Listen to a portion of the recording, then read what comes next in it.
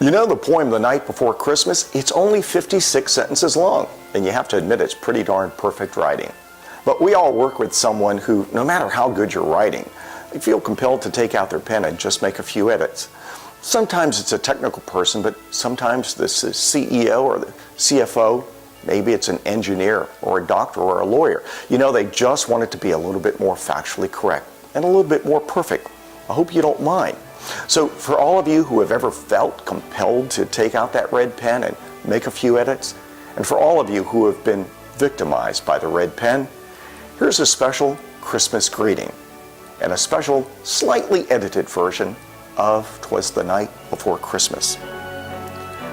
'Twas the nocturnal period preceding the annual Christian festival, when throughout the domicile, no one of consequence was moving, including the infestation of rodents. Long sock receptacles were suspended near the thermal unit, with safety as a top priority, in expectation that a legendary Christian bishop who was born in a region that is now modern-day Turkey in or about 280 AD and later canonized by the Pope would arrive post-haste. The humans below legal age of majority were reclined in sleeping apparatuses, while apparitions of dehydrated fruit filled their subconscious. And the maternal figure was donning a headscarf, and I, in a consensual relationship, did likewise, as we both prepared for an extended period of hibernation, when, in an external grassy zone, a ruckus occurred. I spontaneously ejected myself from my sleeping device to evaluate the situation. Away to an opening in the wall, I expedited myself, and with vigor, I forcibly opened a set of protective panels. The satellite of the Earth unified with the flakes of ice crystals and gave reflective quality as noon to the objects below. When, while still visibly curious, there appeared a smaller than common vehicle of transport and 8 proportional deer, similar to those found in subarctic regions. With a demure heavy equipment operator so agile and prompt, I surmised instantly it must be the aforementioned bishop. More rapid than birds of prey, the mammals came, and the bishop, he exuded a high-pitched sound, then proclaimed their given names. You may now do a Google search for the given names of the historic beasts, because it's against corporate policy for us to release any names without prior consent. And also because some of the names imply behavior that may be deemed as inappropriate or suggestive and not in keeping with our policies regarding sexual harassment in the workplace. To the top of the covered shelter that protected the entrance to the domicile, to the top of the vertical structure supporting the inner and outer cladding of the building. Now run or travel somewhere with great haste, as foliage void of moisture within a tropical cyclone having winds exceeding 74 miles per hour. When they encountered structures that hindered forward progress, they ascended upward.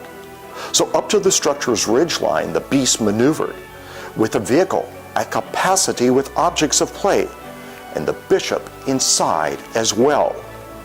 And then, like chimes, I heard on the ridgeline the exaggerated movement and clattering of horny feet. As I extracted my head from the framed opening and was moving in a circular motion, down the vertical channel of the combustion chamber came the saint with great haste, but without OSHA-required protective gear. His wardrobe consisted of mammal pelts with fur still attached, covering his entirety, much to the protest of certain activist groups. The garments were discolored with combustion residue. A sum of replicas were suspended to the rear of his torso, and like a merchant of goods, he displayed all his wares. His visual organs, how they reflected the light, his facial indentions exhibited great joy. His face, just below the eye sockets, resembled colors found on certain thorny plants. His nostril area, ripe like round fruit.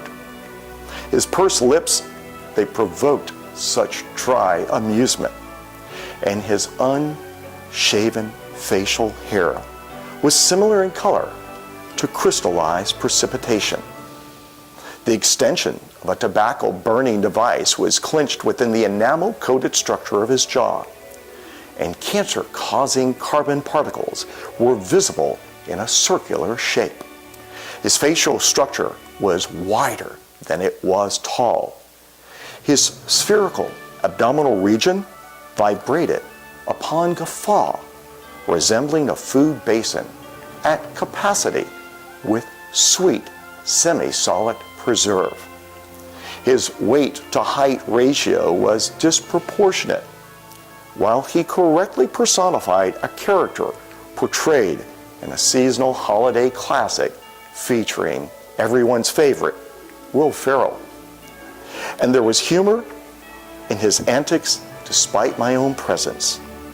A non-flirtatious closing of one eye and a rotation of his neck soon indicated he was friend and not foe, and therefore there was no need to seek outside mutual aid.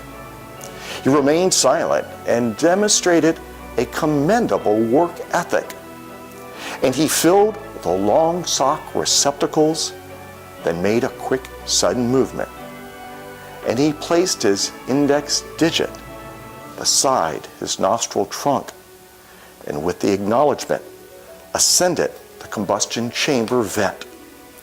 He extracted himself to his transport, then repeated the high-pitched sound, and away the individual and the mammals departed through a controlled ascent in the atmosphere, similar in nature to a seed disbursement mechanism found on certain plants.